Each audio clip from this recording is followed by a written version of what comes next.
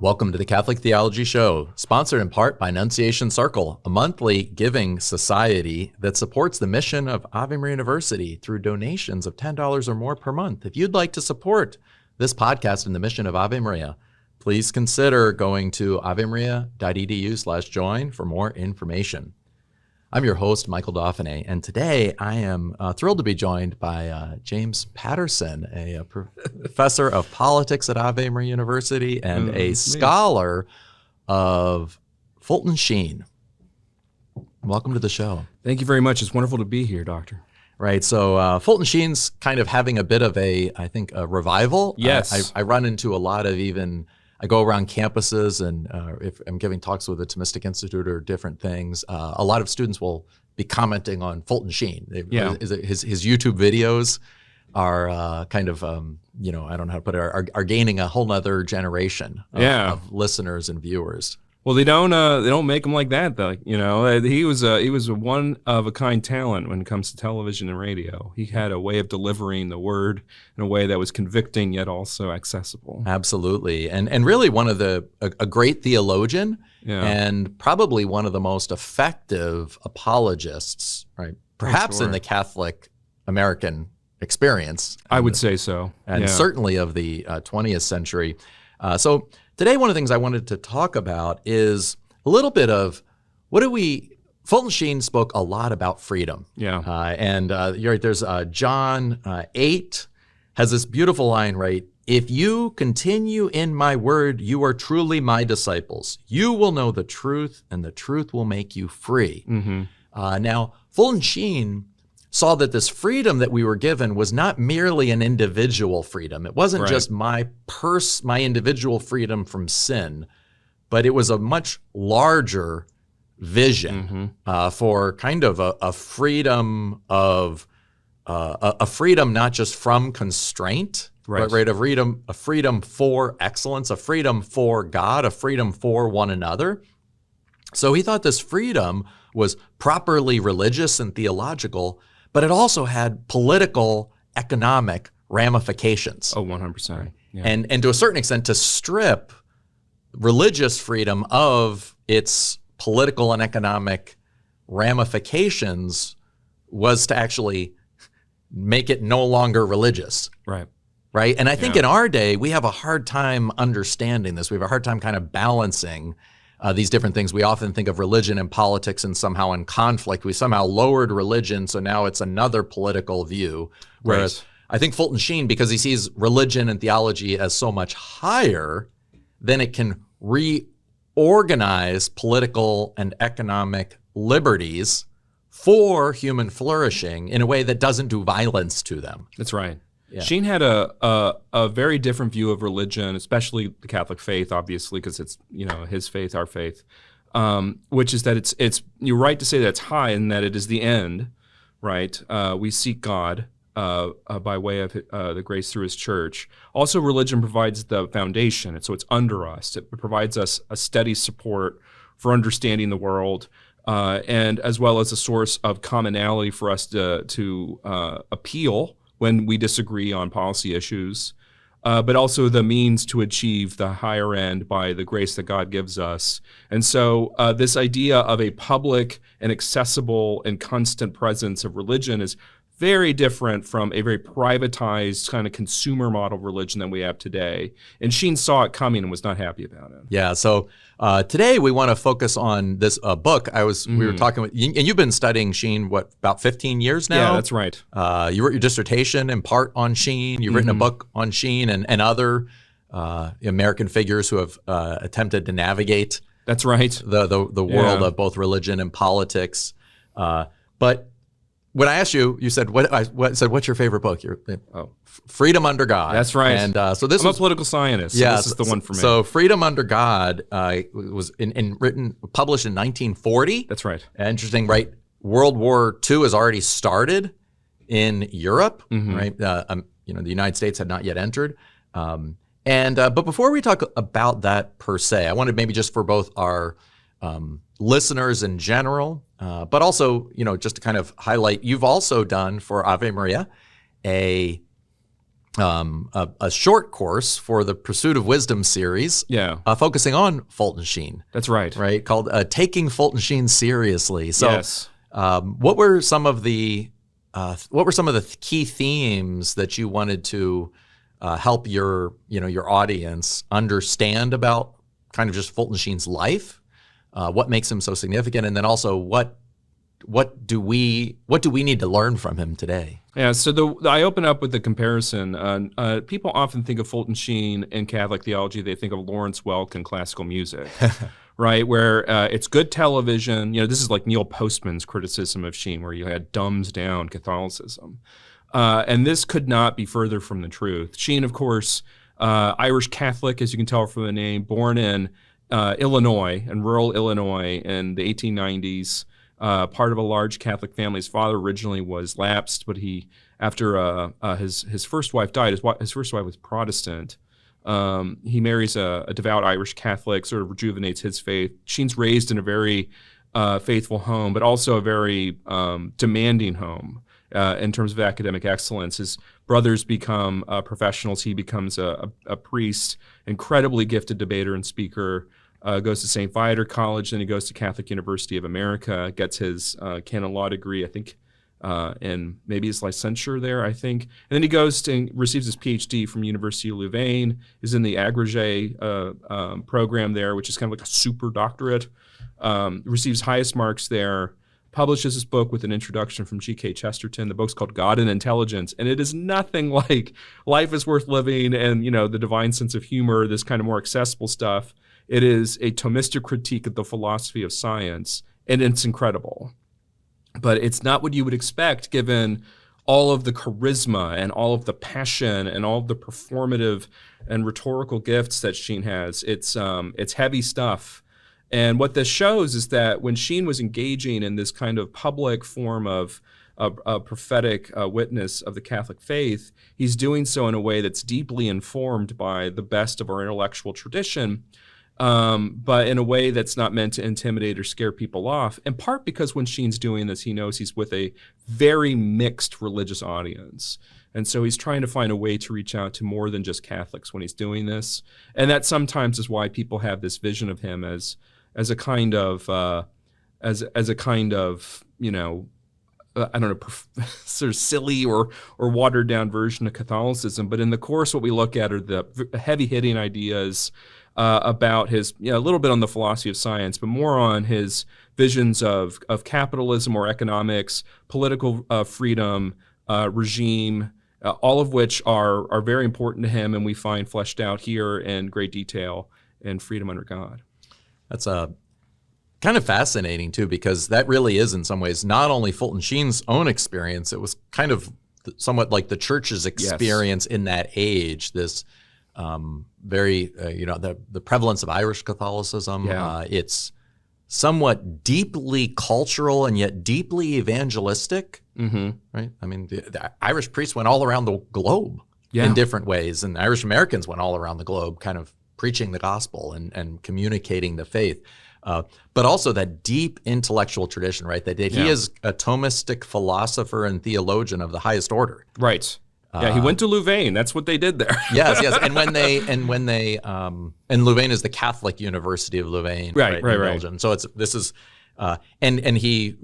think you told the story, right, that when he passed his dissertation, right? What? Oh, so there's this ranking when you finish the agrégé. Where what they serve is a way of letting you know your score. So if you're served water, probably shouldn't have even bothered coming. If they serve beer, then you kind of dragged yourself across the finish line. The most common service was wine, which means that you passed, you did fine. And then for excellent passage, you received champagne. And as Sheen says in Treasure and Clay, the champagne was particularly sweet that night. He crushed it. Yes. So there you see both not only his intelligence, but also his gift for storytelling. Oh, right? yeah. It is just kind of beautiful. And it's interesting, this Treasure and Clay, right, his autobiography, I was just looking it over and kind of preparing for this, and it's just beautiful at the end. He describes the 3 stages of his life through 3 looks, right? And he says that every priest in some ways imitates one of the apostles, and that he was Peter. And he said the first look, right, of Peter was that, right, when Jesus looked at him closely when his brother had told him that he'd found the Messiah, and he felt that call, and he followed that call and really consecrated his whole life to God. And there's that beautiful almost strength that comes from saying yes to God, from seeing the look of Jesus closely. And then he looks at the second one when he says that Peter, after proclaiming Jesus to be the Son of God, and Jesus saying in Matthew 16, right, that you are Peter, and on this rock I'll build my church. Right? Flesh and blood did not reveal this to you. But then a little bit later, Peter says, God forbid that you should suffer on the cross. And Jesus very quickly, without hesitating, says, all right, get behind me, Satan.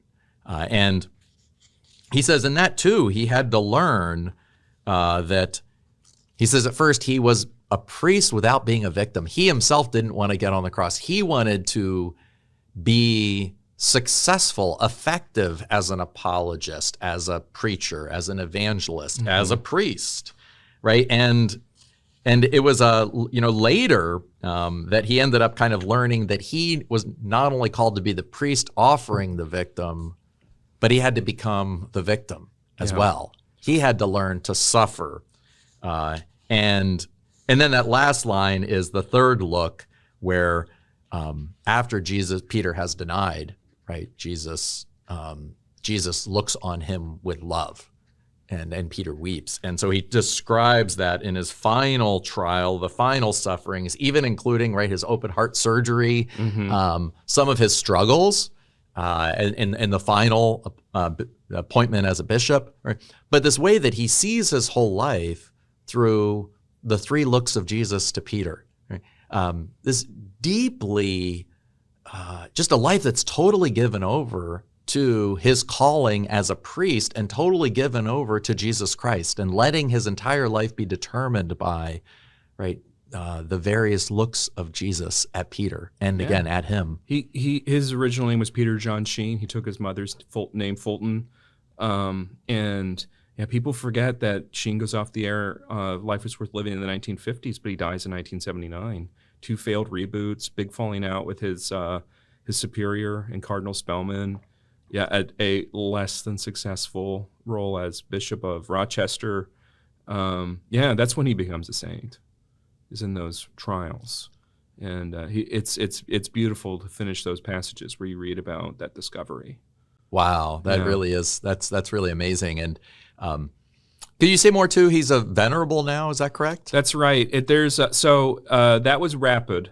His move from from servant of God to venerable.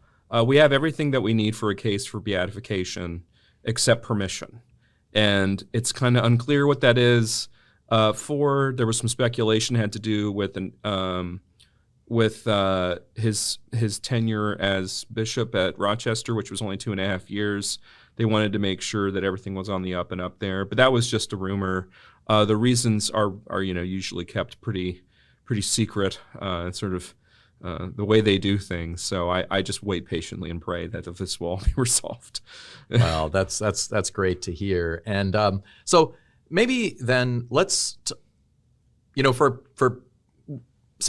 viewers or listeners who aren't familiar with Fulton Sheen, what would be, are there, we've spoken a little bit about how his popularity on YouTube videos. Yeah. Are there certain, where would you direct somebody who just wants to learn a little bit about Fulton Sheen in act, or either a book or a video? Are there any YouTube videos that you might suggest? Well, I mean, of course, they should start with my short course, but yes, and that's, by the way, is available at thepursuitofwisdom.org with Ave Maria University. Yeah, and that's actually that course was built out from an article I wrote for First Things called "Taking Fulton Sheen Seriously." There's a wonderful book called America's Bishop that's on Fulton Sheen, and then there's Fulton J. Sheen, Life of a Catholic. It's by Kathleen Riley. Those are 2 wonderful books. Treasure and Clay it's like a religious autobiography. It's meant to be didactic still for the reader. America's Bishop and the Fulton J. Sheen biography by Riley are both more sort of third-person accounts that are historical and critical. There's I forget the name of the priest who wrote the preaching that Sheen did, although that's like 100 pages long. I'm not sure if you have show notes, but I could maybe get you to link those. But it's a lovely book on that. And then there's Selling Catholicism, which isn't as cynical as it sounds, which is a lovely book. It's a little more academic, though. So if you don't mind a little bit of academic theory sprinkled in there, these are wonderful places to look.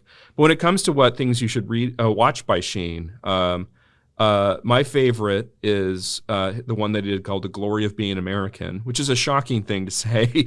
Most people don't feel like being American's all that glorious, but it is actually it is a Catholic defense of the American project, and it is gripping. Yeah. Wow. Yeah, it's my favorite one. Yeah. I know I've read a very short homily by Fulton Sheen on the mystery of Christmas, and I believe it's from a recording. Yeah. And I think you can watch it online. And again, it's one of those things that I think is kind of riveting. He says at the beginning that in every religion, every human religion and philosophical tradition, man is seeking God. Right? Yeah. But only in Judeo-Christianity does God seek man. That's right. And in Christianity, right, God seeks man so fully, right, that he becomes a child. Right. Yeah. So that's what makes kind of Christianity different. And in that one instance, that little image, he's able to say there's going to then be much truth in all earthly philosophies and religions, because those are the best of human beings thinking and seeking God. Yes. Right? And at the same time, you have the utter distinctiveness of the gift of God in Jesus Christ, the mystery of Christmas, that only in Christmas does God seek us out. So you have a great sense of both the appreciation for this broad tradition, right, of world philosophies and religions, and at the same time, a disclosure of the definitive distinctiveness of Jesus Christ. Yeah, we're saying this during Advent, and he wrote a lovely sort of preparatory Advent reading that you would do over the course of. I've done it with my family before we get to Christmas, and all the stuff that Sheen wrote and spoke about on Christmas is really fantastic. Wow, that's beautiful. Yeah. And is it true that you have a friend that came back to the Catholic faith or converted to Catholicism by watching Sheen on YouTube videos? Yeah. So this is I was teaching. I went to the University of Virginia, and I was teaching a summer course, and it was on American religion. So I just had them watch. I think I had them watch Glory of Being American, I think, actually, because I became his confirmation sponsor. I'm not sure, guys. People listening to this may not know, but the University of Virginia has an incredible Catholic community. So he converts and reverts, really, and then it gets confirmed. But he's like welcomed into this community that's run by Dominicans. It's an incredible place. So. It's so important to have those kinds of Catholic institutions at places like the University of Virginia so that they can have a home to go to. That's beautiful. And I guess we do need to then put a little, I don't know if we should have a warning. Just be careful if you start watching Fulton Sheen videos. You may draw closer to the Catholic Church. It was a bit of a scandal. People would get involved with Sheen and they'd convert to Catholicism at a time when being Catholic wasn't necessarily well regarded. So and early in Sheen's career, when people would be seen with Sheen, they'd be immediately under suspicion, to the point where that Sheen had to meet with some people in private, including Claire Booth Luce, who he brought into the church. These were secret meetings, and she decided not to run for Congress again for her district in Connecticut, and she wouldn't say why. And then she comes out, says that she's converted to Catholicism. It was Fulton Sheen that helped do it, and the reason she wasn't running was she didn't want to deal with all the anti-Catholicism she knew she'd face. So it's even today, long after his passing, he's still doing it. Yeah, and so also for people who may not be as familiar, Fulton Sheen had a huge radio show, correct, in the 30s. Was that about maybe 15 years or so, and then transitioned to TV? So he also mastered two genres, which is the National Council of Catholic Men ran a show called The Catholic Hour. Sheen wasn't its only guest, but he was one of their most prominent. And there's a few modern publications of these things. Most of them are in these like really ratty paperbacks. CUA Archives, Catholic University of America Archives, has all of them. But there's one called Justice and Charity that the Chesterton Society published that's very good. It's the Chesterton Society is big in an economic theory called distributism. So this is like their effort to show that Sheen was on their side. But it's worth reading beyond their causes for it, because Sheen's view on these things is really good. But that is where he cut his teeth. Yeah, the reason why he was so good when he got on television, the reason he won the Emmy, is that he had 15 years of media experience already. He was not coming in new to the game, as it were. And he was just fortunate to have as compelling an appearance as he did a voice. They referred to his dark set eyes. Yeah. And I also read that, he would give, I think these were, the TV shows were maybe like 27 minutes or something. It was like a 30-minute window, but not as many commercials as we have today. No, Admiral Television sponsored the whole thing. Oh, not television, Admiral Refrigerators. So he had some extra minutes. Yes. And so, but I also heard that he would prepare the talk and then he would translate it into like Italian and then practice giving it in Italian and then so he would spend about 30 hours every week preparing a 30. So even though these don't necessarily, they look simple, he really used not only his knowledge of the tradition, but also his knowledge of rhetoric to internalize these things. Yeah, so people often are so unfamiliar with public speaking, they don't know how to even get started. When we teach students at Ave Maria, they have to do oral presentations, and this is usually the first time they've ever had to do it, and so they're shocked. They don't think about what we do, right? We're often lecturing, sometimes without notes, and the way that Sheen did it, he always taught without notes. And it was because he rehearsed and rehearsed and rehearsed. And the way that good homiletics would require, you always have things that are ready to go if you need to include them on something or if something doesn't seem to be working. So that was what he was doing. He was practicing what are called set pieces. And there's a short clip of Sheen. I don't recall which episode it's from. I've looked for it in a few places. But it's just called, on YouTube, it's just like Fulton Sheen Condemns Communism. And he's going for like 7 minutes. I've memorized the whole thing, but it's because I've watched it so many times. But at a certain point when he's talking, he goes, "It's 26:40. Is it time for me to quit?" Like he's keen on the time. And it turns out that the time was wrong and it was 25:40. So he says, "Oh, 1 minute yet." And then he just looks right at the camera and he goes, "I just get so rattled." And everyone laughs. And what's funny is you can hear in the background when he says at 26:40, is it time for me to quit? You hear people gasp and say no, and then he wraps it up. But it was perfectly timed because in a way he was getting people so amped that it was too much. So he lets the steam off a little bit. And then he finishes it off with some really great language, like the choice before the world is not a humanitarian state in communism, but brotherhood in Christ or comradeship in Antichrist. They have chosen, that being the Soviets, that particular comradeship. It is up for us as a free nation to choose the truth, to choose the good, and affirm God and the freedom of the people of the world. So just That's like beautiful. bracing. Yes, yeah. I'd heard also that he would have the last, and this sounds like a good example, that he'd have like, say, his closing peroration. His closing was precisely memorized. Right? Yes. But then sometimes in between, almost like a brilliant jazz musician, he could move in different ways. Yeah. But it's not extemporaneous in the way we often think of it. Right. It's because he's completely he's practiced all of these elements so much, right? I don't know. It's maybe, something, it sounds silly to talk about this, but I think just at least for contemporary listeners, who know like Tom Brady or something, Tom Brady practices everything. Yeah. So it looks spontaneous, but nothing's spontaneous. No. Right. And I think this element of this dedicated craft of public speaking, the dedicated craft of homiletics, right, it was really at a peak, I think, in Fulton Sheen. That's right. Yeah, and the reason for this is that there used to be considerably more religious and like high-toned religious media.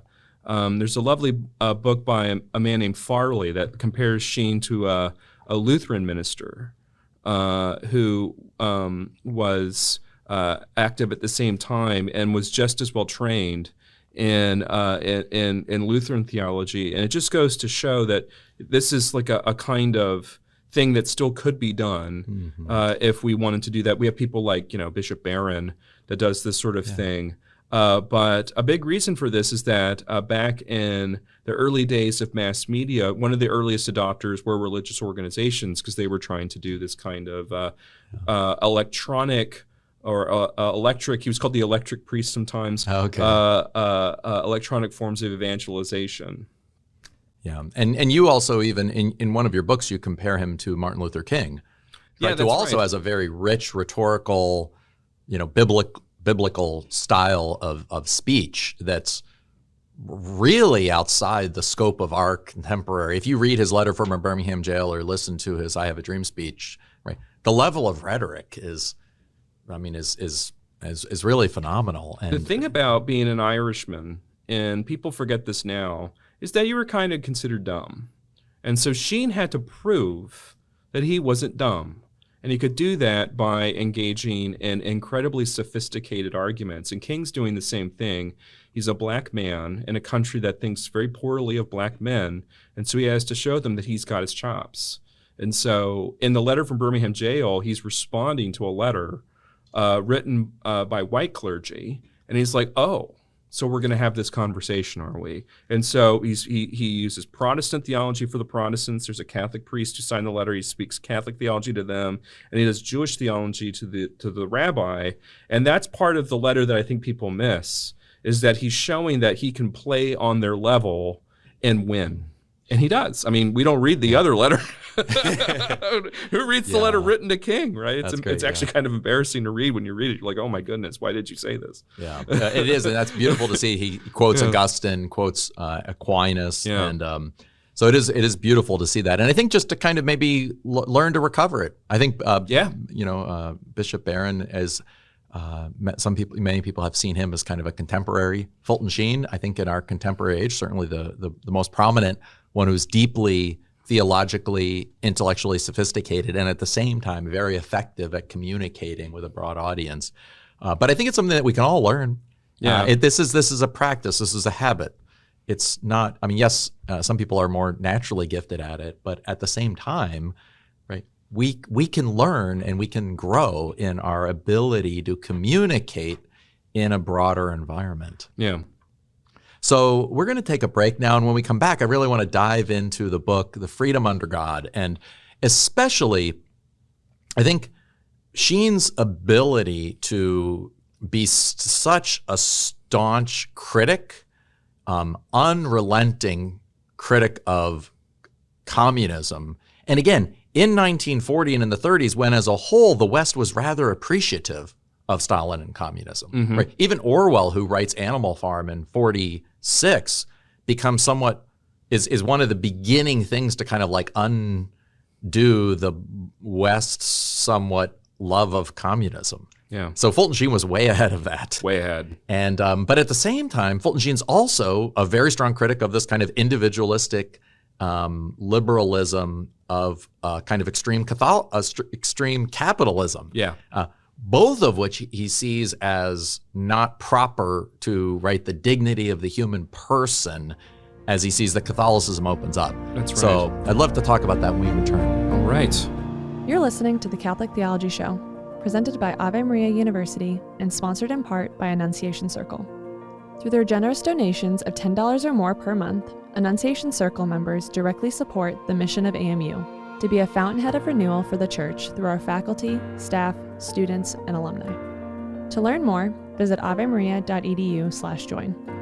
Thank you for your continued support, and now let's get back to the show.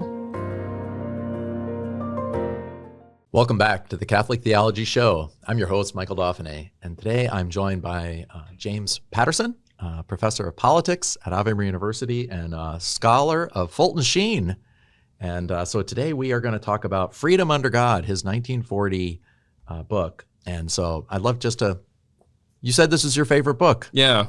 Tell us why. So Freedom Under God, published in 1940, at a time when the world is in conflict, but also the church is in conflict. The church internally has been dealing with a lot of problems, specifically with the rise of both liberalism in the 19th century, which is a problem for the church, but also socialism as a kind of successor ideology to liberalism. And the way that a lot of people look at this period in history is that you have a kind of liberalism fighting against fascism, and then liberalism after the war's over, Second World War is over, fights against communism. And Sheen wants nothing to do with this way of thinking about this because he sees both as problematic. Yeah. And could you just as a maybe would you just explain exactly what you mean by liberalism, Absolutely, and fascism and communism? Yeah. So the idea is that behind liberalism, as Sheen understands it, is the idea that the individual sets whatever the good is, and that the role of the state is either to get out of the way of the individual pursuit of that good or to provide the material assistance in pursuit of that good. And so there is no objective sense of the good to which we're obliged. And Sheen regards this as not just itself an error, but also an unstable ideology. And what he says is that it necessarily leads people to prefer something like socialism, because liberalism can never, as a system, provide this material assistance or enough freedom for the person to be happy. And so they'll seek an even more radical version of it and the state control of the means of production to provide this for everyone. And more importantly, because no one can be happy under this system, then at least they want to prevent other people from seeming happy. So there's this kind of like viciousness that's unleashed. This is why he says what liberalism sold at retail, socialism sells at wholesale. Wow. Yeah. Wow. So it's really focused in a way, liberalism is on an individualistic material good of each individual's choosing. So then the society cannot have a common or shared good, but really just a collective interest. Lots of individuals that are trying to make money and be happy in a way. And then, because of course you can't ever do that, and the government can never make everyone have more stuff, then it will almost kind of naturally collapse into this call for all the individuals who don't have enough or get frustrated with the society's inability to give other people enough. Well, then just say kind of like, okay, well, the state should take over everything. Exactly. And so, he doesn't just do this from the position of charting intellectual history. That wouldn't be enough. He illustrates this by appealing to different kinds of governments that emerge, that are constantly attempting to accommodate these ideological demands, and how they become increasingly repressive in order to suit them. And while they're doing this, they're repudiating the Catholic Church in order to make this better. The Catholic Church is in a difficult position in Europe as well, because during the 19th century, with this liberal sort of materialist ideology, they're also attempting to defend older regimes that they had been more comfortable with, like monarchies. And so the church is stressing obedience much more than it is liberty. And what's funny is this actually puts the American Catholic Church out of step with Europe. European Catholics are trying to prevent what they see as liberal and socialist revolutions, right? They'd had Napoleon. Before that, they had the other problems with the French Revolution. They had the 1848 problems. There are all these things that have surfaced. And in the United States, Catholics are dealing with anti-Catholicism, but they're benefited from actually engaging in political liberty. And so what's funny about this period in the late 19th century is that the Catholic Church actually condemns some of the things that the American Church is doing, and because of the problems that they're dealing with in Europe. And then when the problems in Europe get so bad, they actually kind of come back to America and say, well, maybe we were a little hasty, right? And so this is the condemnation of Americanism, and Sheen comes out full force in Freedom Under God defending Americanism. So how is it that Sheen is defending a heresy? The answer is that it wasn't really the heresy he was defending. But this is the curiosity of this thing, and Freedom Under God is this like major step forward in the way Catholics in the United States get to think about their faith in a way that's different from trying to work within the European framework. Yeah. One of the things that really impressed me in reading over Freedom Under God by Sheen is that I think let me put it this way. When I hear a lot of people today, sometimes in the church, but are outside the church, who criticize capitalism, they almost always want to propose a statist solution. Right. So they're criticizing something in capitalism and then having this idea that if the state takes over this, it'll somehow solve the problems, which always just seems to me to be bizarrely. If human beings aren't trustworthy in capitalism, why human beings would be trustworthy to run everything as a state when the state can't actually, then you have really the collapsing of power, both political and economic, not just into kind of the general oligarchy that's going to happen between wealthy and powerful people, but actually just all one group of people, right? How that would solve the problem, I've just never understood, right? But what Fulton Sheen does that I think is just so unique is he just constantly keeps harping on the basic idea of you have communism as it's a robust ideology. It's he thinks it's false, but he thinks it's a coherent, or at least it's a consistent view of doing something, and that he's constantly criticizing. And then at the same time, he's also criticizing this liberalism and extreme capitalism as also focused only on the property, or like the individual's ability to own more stuff, get more profit. And so in between he situates Catholicism, but I think that so whatever the solution that Catholicism is offering is not a statist solution, right? And I think this is something that I think almost because of the triumph in a part of liberalism and socialism and communism, we're not even aware that there's a non-statist option, right? And so could you talk a little bit about how does he, what does he mean in terms of his critiques of these two, and how is it that Catholicism offers this third way? Yeah.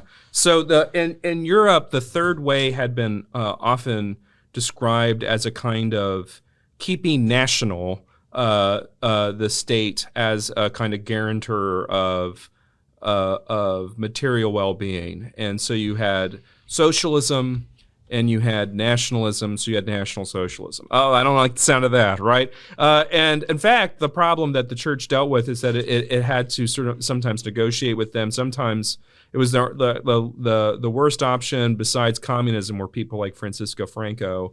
And so that was the third way you got there. And what Sheen wants to give you in Freedom Under God is a third way that doesn't require that kind of third way.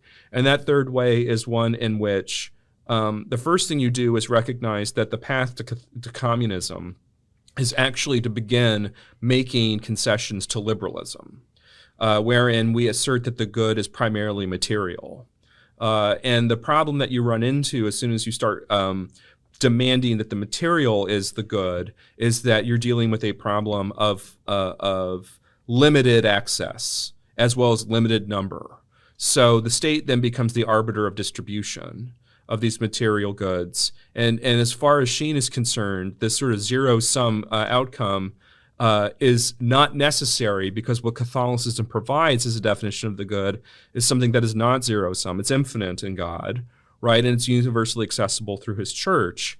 And so this sounds like a dodge, right? Because there are material problems in the state. But his response is that the way that we deal with those material problems is by first consulting with the wisdom of God and receive his grace. And what we will see is that the proper organization of institutions as free institutions is more easily understood when we lower the stakes of material goods. Because now we're no longer dealing with the only thing that matters. Now we're dealing with something that is merely a means to a superior end.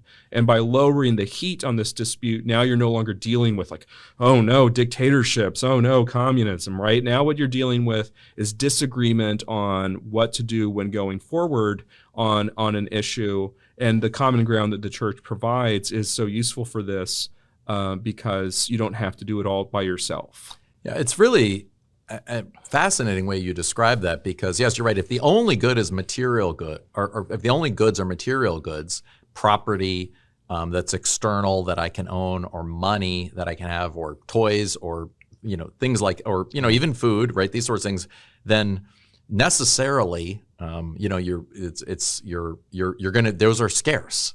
Mm-hmm. Right? Where if I can raise up to the idea, wait a second, what about love? What about familial bonds?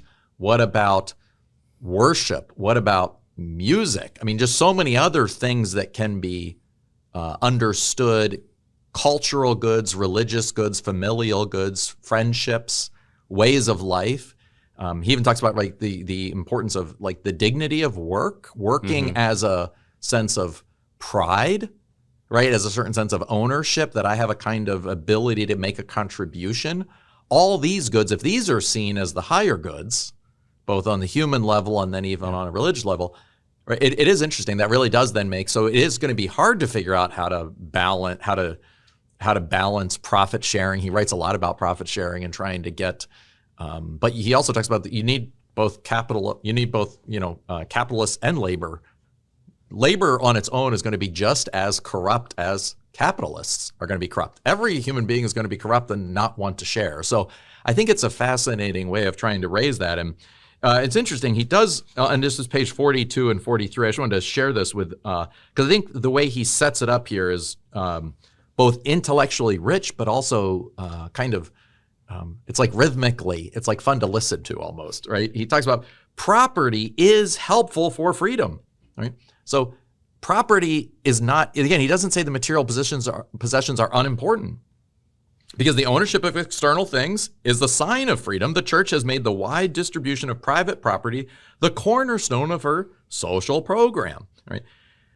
There are three possible solutions to the problem of property. One is to put all the eggs in a few baskets, which is capitalism.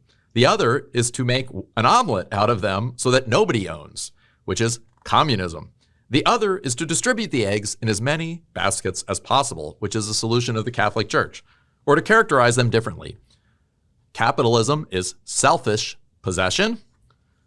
Communism is personal dispossession with collective selfishness. Or Catholicism is diffused possession. Yeah, you can see why distributists, people who are in favor of this idea of diffused possession, look to Sheen. And Sheen's very concerned about this because, as we see in this chapter called The Economic Guarantee of Liberty, he believes that this is just simply, it is impossible to live in a republic, which is what the United States has in its constitution, without the people who live in that republic possessing a certain minimum standard of living. And so what he's attempting to do, as you see, like throughout the chapter, he's applying Catholic social teaching. We got quadragesimo, I can't say this, anno, cited throughout the whole thing to kind of to make this case. But in order to have that quality of life necessary to engage in political freedom, you need property. Right? You need something to call your own. You need something that you want to defend. You need something that is the basis for taxation that you will cultivate in order to assure its maximum value. But if you make the law concerning property too beneficial to elite interests, that what you end up with is the dispossession of the poor in favor of the rich who control the capital. What does that render the poor? It renders them communists, right? Because now they have nothing. They have no stakes in the defense of private property. Instead, it is purely something that is external to them, and they want it back. Yeah. And so how then, again, if we hear his, consistent refrain that we need a more diffuse ownership of property, right? How do we, how do we avoid then the communist solution, or he said basically what she calls the dispossession of the person, right? You lose the person, you lose the eggs, and you end up with an omelet, right? And so you end up with a state control of everything, and he describes it as just collective selfishness, right? So how do we try to foster, like, what is the option in a way that he really puts forward that he thinks will actually help people discover a higher mode of liberty? So people have property in their labor. This is why as you were saying before, he stresses so much on the dignity of labor. And the reason he stresses this, we have to remember he's writing in 1940. A lot of what you're seeing here is the product of work that he's been doing in the late 1930s. So we're looking at the Great Depression as strongly informing him on this. Sheen also comes from an agricultural background. One of the things he disliked the most about going to events was he would eat these chicken dinners, and he hated chicken dinners because all he did as a kid was wring chicken necks at a poultry farm. But he is aware of how this labor can sometimes feel undignified.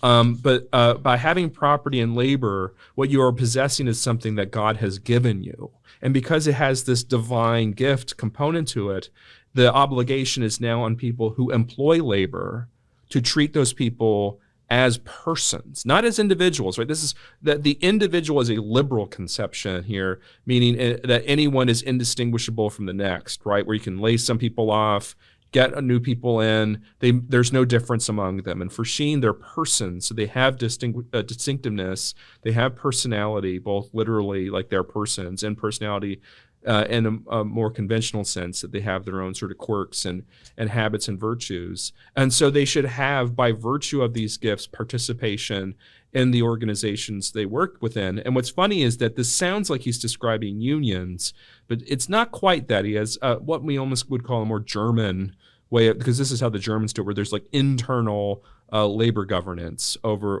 the corporation. Right down to the fact that he wants them to have an hour in which during the day they can go to religious services, which is one of the more, at the time he's saying this just doesn't sound that radical, but now it sounds like one of the most radical recommendations you could make, let alone a moment of silence. Now you have a whole hour to go to Mass. Yeah. On page 131, as he talks about labor, he says there are three choices before it. Number one, to work for a boss, which is capitalism. 2, to work for the state, which is communism. Or 3, and by the way, I just love the fact that he always just kind of like, he just goes so much out of his way to remove the illusion that somehow communism is like, he just goes through, everyone's poor, human beings are always poorer under communism. Yeah. They starve more. They have fewer, stores are not open. There are not enough stores. There are lines. He just goes through every time. This fantasy that people have that somehow if the government takes over running everything, like it'll work. It just won't. So I love the fact you're just going to be working for the state and getting less toys and less food.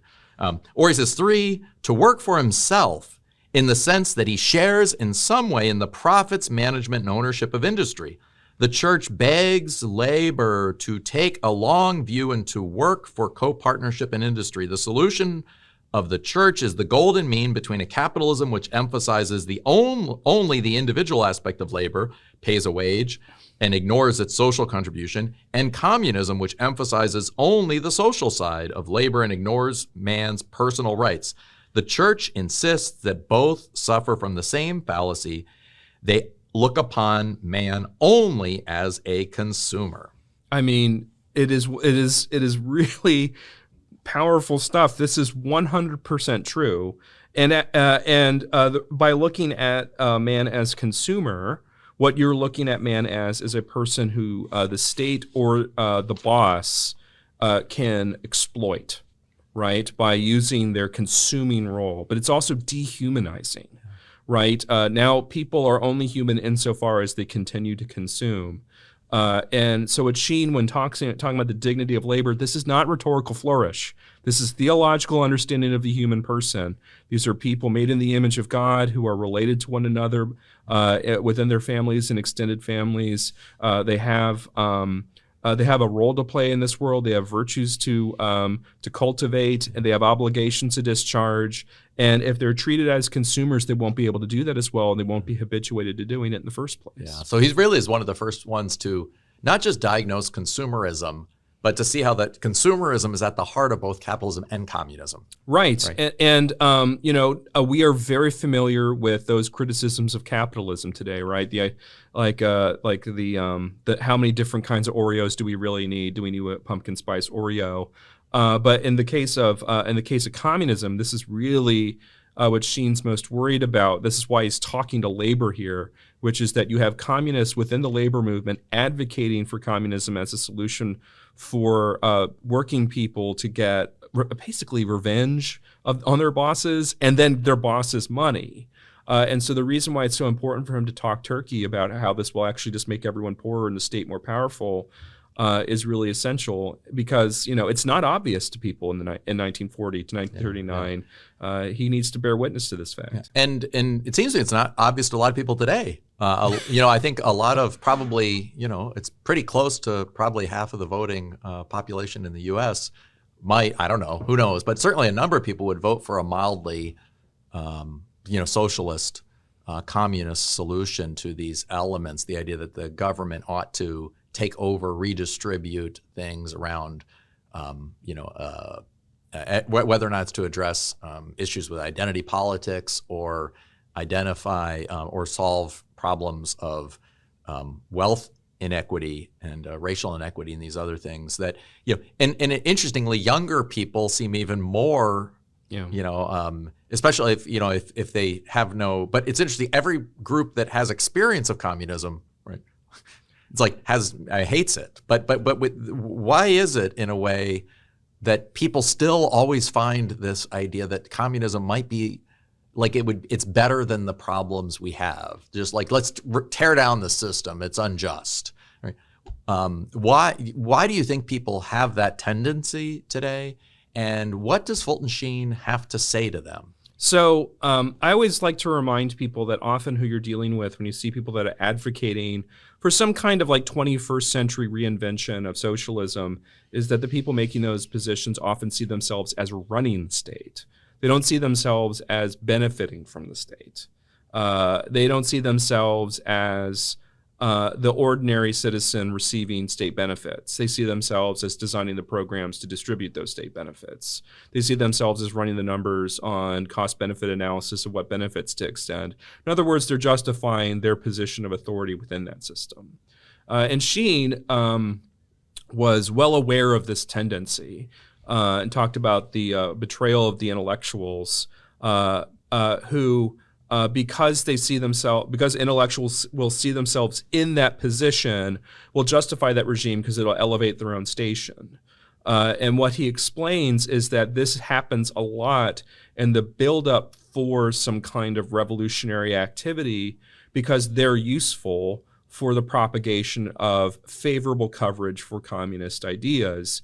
But these people, because they're independent sources of political influence, will eventually find their way in the camps. Yeah, so kind of in a way, the elites, and this is why you see people, you were at UVA, I was at Duke, all these different schools, all of the people that come out of these schools are kind of gravitate to being, this kind of rather strong sense that there'll be some kind of helpful socialist, communist, would be a good thing, is in part because they presume that they're going to be in the party. Yeah. They're going to be in the party manipulating the levers of power. And what they don't realize is that no one is in the party.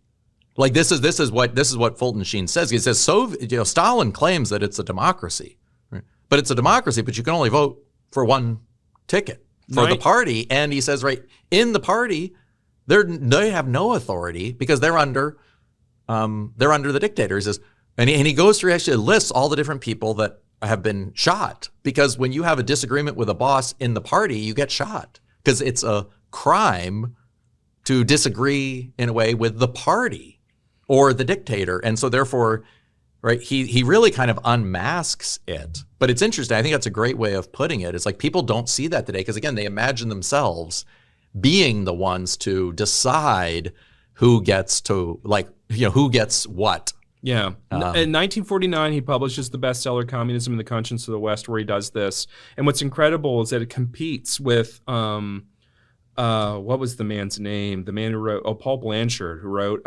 American Democracy and Catholic Power. And what Blanchard argued was that if you're opposed to communism, you need to be opposed to Catholicism because they're basically the same thing in how they operate and what they recommend. And they competed for their position on the New York Times bestseller list, with Sheen eventually winning out. But what's funny about Blanchard is that he was a Congregationalist minister, but he later becomes an atheist. Says it was all just something he was doing to drum up opposition to the church, which he thought had too much influence in society. And the influence that it was having was it was explaining to people what the real track record was with communist revolutions. We know how bad fascism was. Communism is no different. Just because it uses different colors and slogans, it's still just as dehumanizing and brutal. Yeah. It's really kind of chilling in some ways to see that. And he got in trouble for it, Sheen did. He actually, during an aside that was clearly not part of the rehearsed thing, he actually says, when he's condemning communism, he says, "I was not allowed to say these words during the war." So it takes direct aim at the late Franklin Delano Roosevelt. Yeah. Well, thank you so much for walking us through Freedom Under God. What a beautiful book. And I love the fact, too, that in some ways, if we are dealing with human persons, then the solution has to be personal. Yes. Like this is if we're dealing with consumers and all there are material goods, then the solution can be material. I can get a policy, a redistribution, and therefore it will feel like I've solved the problem. Right? Of course, all I've done is destroyed and dehumanized people. Right? I think what people sometimes don't like is that the personal solution dealing with human beings is just not as it's not as breathtaking. Like, because you can't, so to speak, force human beings to be generous, to profit share. You have to encourage, you have to do these things, because the personal solution doesn't mean you can't have certain laws or different things like that. But again, you have to have things that are belong in a certain sense to the proper dignity of the worker, the proper dignity of the owner, right? Yeah. And that you are recognizing that personhood, and therefore calling on that person to exercise their freedom in a proper way that recognizes their duties and obligations to other human beings and ultimately to God. And when you see that, the other orientation to the person is that you won't be so concerned with your own elevation because of your sort of control over material circumstances. And, it's worth noting that the devotion to this was something that Sheen constantly advocated. He talked about 1 hour before the Blessed Sacrament where feasible. And of course, that's where Sheen died. He died in adoration of the Blessed Sacrament. Wow, I knew that he did he was for his priesthood, spent an hour a day in adoration, but I didn't know that he died during adoration. Yeah, that's where they found him before that's amazing. His private adoration. Again, James Patterson, thank you so much for being on the show. Thank you for helping to really make Fulton Sheen known to another generation. And, that's a real great gift. For listeners who are interested, one of the earlier episodes that came out in November 15th of 2022 was Who Was Bishop Fulton Sheen? And we sat down with Dr. James Patterson at that time as well. Also, people who are interested, look up the short course that Dr. Patterson offers with Ave Maria's Under the Pursuit of Wisdom short courses on taking Fulton Sheen seriously. Thank you so much for being on the show. Thanks, Dr. Dauphinais. Thank you so much for watching. If you enjoyed today's episode, please hit the like button and subscribe to the Catholic Theology Show. Thanks, and God bless.